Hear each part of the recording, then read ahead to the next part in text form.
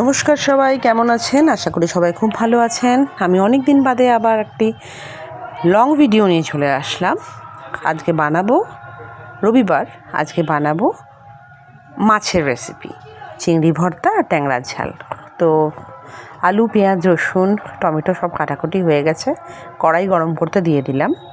কড়াই গরম করতে করতে তেলও দিয়ে দেব। মাছটা রাখাই ছিল, দুদিন আগে কিনে রেখেছিলাম। তো আজ অল্প একটু লাউ চিংড়ি খেলাম আর একটুখানি চিংড়ি ভর্তা খাবো।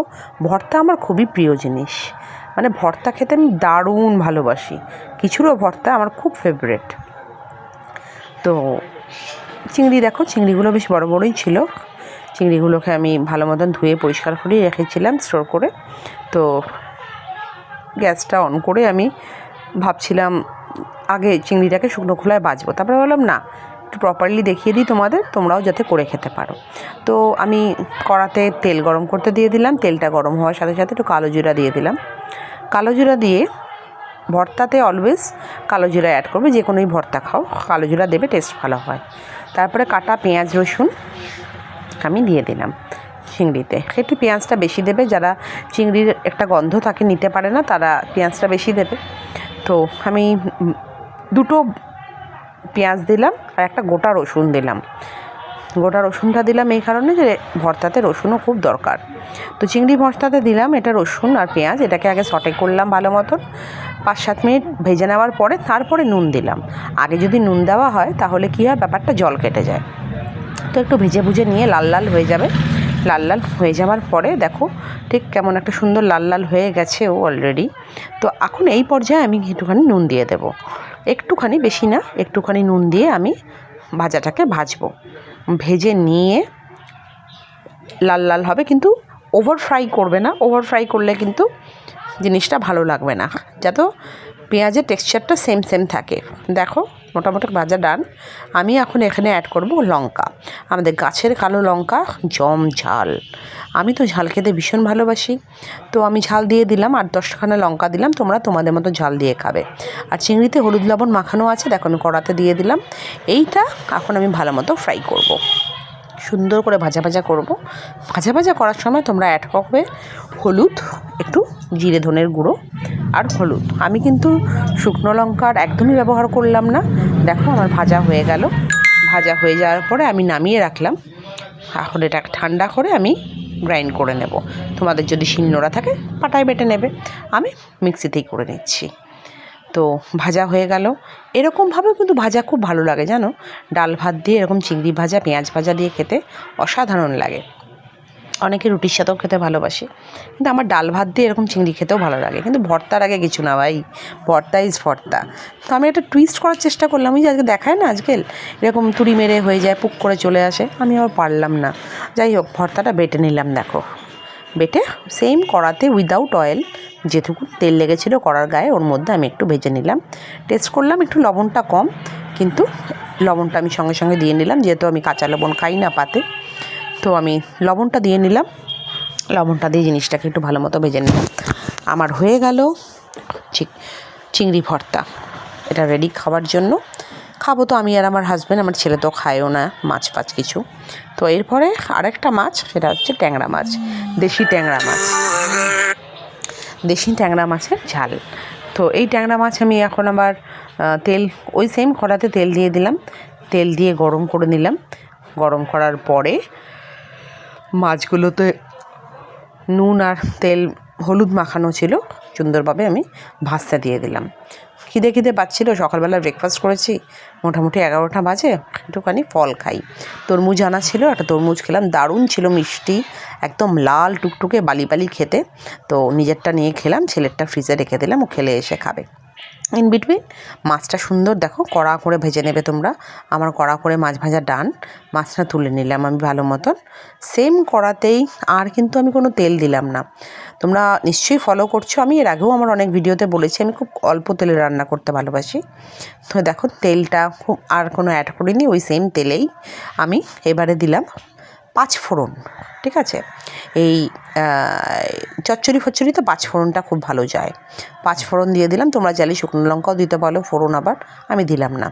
আমার পেঁয়াজ, রসুন আর আলু আর কাঁচা লঙ্কা কাটা ছিল, সব কটা আমি আবার দিয়ে দিলাম কড়াতে, কারণ এগুলোকে আমি উইদাউট নুন আগে ভেজে নেবো লাল লাল করে। তো চচ্চড়ি খেতে কার কার ভালো লাগে? আমারও দারুণ লাগে চচ্চড়ি খেতে, জানো তো। ভাতের থেকেও বেশি আমি যদি এই যে গরম গরম রান্না করলাম বাটিতে নিয়ে বসে খাই, ওটা যেন আমার বেশি বেশি বেশি ভালো লাগে। তো যাই হোক, ভাজা ভাজা হয়ে যাওয়ার পরে আমি টমেটোটা অ্যাড করলাম। টমেটো দিয়ে এখন একটু খানিকটা ভাজবো। বেসিক মশলা দিয়েছি, হলুদের গুঁড়ো, জিরে ধনের গুঁড়ো, লবণ, মিষ্টি, বাস। এর বাইরে আমি কোনো কিছু দিইনি। এই মশলা, এই হলুদ দিলাম, আর জিরে ধনের গুঁড়ো দিচ্ছি। আমি একসাথেই বাড়িতেই জিরে ধনের গুঁড়ো তৈরি করে রাখি। তো এই জিরে আর ধনে গুঁড়ো দিয়ে দিলাম একসাথে, লবণ আর একটুখানি মিষ্টি। আমি তো সব রান্নাতে একটু একটু মিষ্টি দিই, মিষ্টি ছাড়া আবার খেতে পারি না ভাই, বাঙাল বলে কথা। তো একটুখানি দিলাম। তো এই দেখো, লঙ্কা টঙ্কা দিয়ে বেশ সুন্দর করে, এখানেও আমি 8-10টা লঙ্কাই দিলাম। সুন্দর ভাজা ভাজা হয়ে গেছে। এরপরে আমি ভাবলাম একটু নিজেকে দেখাই তোমাদের, অনেক দিন দেখা হয় না, তোমরাও দেখো না। তো রান্না করতে করতে, গরম তো আজকে সেরকম নেই, বেশ মেঘলা মেঘলা দিন ছিল। তো সুন্দর দিনে রান্নাবান্না করছি। বাড়িতে কর্তামশাই নেই, শুধু ছেলে আর আমি। ছেলে খেলছে, আমি রিল্যাক্স মুডে রান্না করছি। তো ইন বিটুইন দেখো মাছ ভাজা শেষ, চচ্চড়িটা হয়েই আসলো প্রায়। তরকারিটা ভাজা ভাজা হয়ে যাওয়ার পরে আমি মাছটাকে অ্যাড করলাম এতে। মাছটাকে অ্যাড করে এখন আমি মাছের সঙ্গে 5-7 মিনিট ভেজে নেব। ভেজে নেওয়ার পরে সামান্য জল দিয়ে ঢেকে দেবো জিনিসটাকে। সামান্য জল দিয়ে ঢেকে দেওয়ার ফলে কী হবে, জিনিসটা সুন্দরভাবে সেদ্ধ হয়ে যাবে। আলু যতটুকু সেদ্ধ হওয়া, মাছের ভেতরেও রস ঢুকে যাবে। তো সুন্দরভাবে আমি এটার মধ্যে একটুখানি, মানে ধরে নাও 2 কাপ মতন জল দিয়ে দিলাম। 2 কাপ মতন জল দিয়ে আমি ব্যাপারটাকে ঢেকে দিলাম। ঢেকে দেওয়ার পরে তোমাদের দেখাচ্ছি, এই জাস্ট অ্যাড করে দিলাম জলটা। জল দিয়ে জাস্ট দেখতেই পাচ্ছ কতটুকু, 2 কাপ জল জাস্ট করে দিয়ে এই ঢেকে দিলাম। তরকারিটাকে বেশ সুন্দর করে গামাখো হবে। আমি এখন ঢেকে দিয়ে এটাকে চলে যাব। ভাত বসানো আছে অপোজিট সাইডে, ভাত বসিয়ে আমি এখন চলে যাব স্নানে। মাছটা নামিয়েই যাব স্নানে। তো এটা মোটামুটি হয়েই গেল তোমার সেদ্ধ। এখন দেখো, তোমরা টেক্সচারটা দেখেই বুঝছো যে একদম জলটা শুকিয়ে গেছে। আর কি সুন্দর গন্ধ, আর কি যে টেস্ট, মানে আমি তোমাদের বলে বোঝাতে পারবো না, এত সুন্দর গন্ধ আসছে রান্নাটার।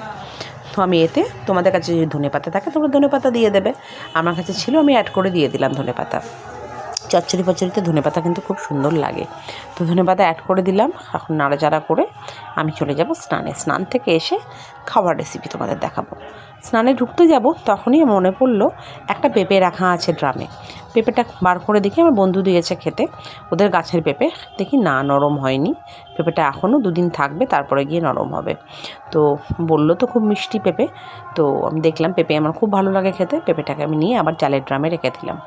স্নান করে আসলাম, খেতে বসলাম, ভাত বেড়ে নিলাম, চিংড়ি ভর্তা করে নিলাম, শুধু চিকেন ভর্তা বলছি। আর এখানে রইল তোমার ট্যাংরা মাছের ঝাল, মানে চচ্চড়ি। ছেলের ভাত, ছেলে তো মশাই মাছ কিছু খাবে না, ওর জন্য হচ্ছে চিকেন কষা। তো আমার ভাত, প্রচণ্ড খিদা পেয়েছে, আর চিংড়ি ভর্তা থাকলে আমার খিদাটা দ্বিগুণ হয়ে যায়। তো আমি একটুখানি ভর্তা দিয়ে ভাতটা মাখি, কেমন হয়েছে তোমাদের জানাই। এই ভাত মাখলুম, এই মুখে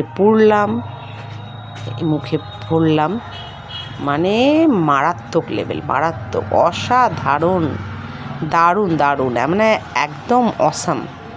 এত সুন্দর রান্না হয়েছে ভর্তাটা, মানে ভাবার বাইরে। ভর্তা থাকলে সত্যি কথা মাংস তো ধরিই না, আমি ভর্তা দিয়েই সব ভাত খাবো। এত টেস্ট, মানে সাকসেসফুল, খুব সুন্দর। সঙ্গে তোমাদের দেখাই ছেলের চিকেন, এই চিকেন কষা। মহারাজ হচ্ছে চিকেন প্রেমী, চিকেন দিয়ে খাবে। বলে, মা আমি একটু ভাত মাখি, তুমি একটু আমাকে দেখাও। তো একটুখানি চিকেনের গ্রেভি দিয়ে একটু ভাত মাখছে, ভাত মেখে খাবে। ওকে চিকেন যেরকমই দাও, বয়েল করে দিলেও ওটা ওর কাছে টেস্টি। তো এই চিকেন নিয়ে ও মুখে পড়লো, এই পূর্বে দারুণ। তো কেমন লাগলো আজকের ব্লগ? আশা করি সবার খুব ভালো লাগলো। তোমরা চিংড়ি ভর্তা আর ট্যাংরা মাছের ঝালটাও করে অবশ্যই খাবে, আর এবং আমাকে জানাবে। টাটা।